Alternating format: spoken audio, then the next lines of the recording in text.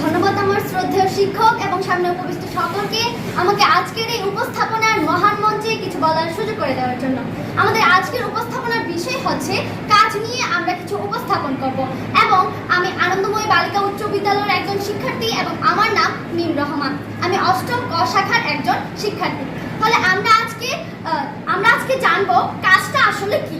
তো বল প্রয়োগে কোনো বস্তুকে যদি বলের দিকে সরানো হয় তখন তাকে কাজ বলে।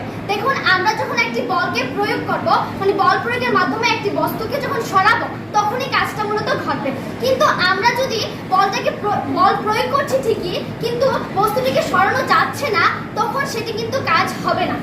দেখুন, অন্যভাবে আমরা বলতে পারি বল ও সরণের গুণফলকে কাজ বলে।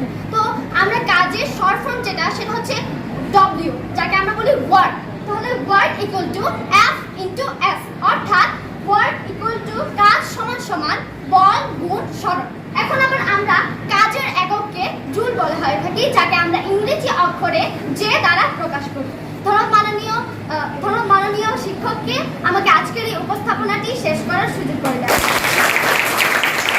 ধন্যবাদ জিয়া স্যারকে আজকে আমাদের বিজ্ঞান ক্লাসে আমাকে কিছু বলার সুযোগ করে দেওয়ার জন্য। আমি আনন্দময়ী বালিকা উচ্চ বিদ্যালয় অষ্টম শ্রেণীর ক শাখার ইফাত জাহার লাবণ।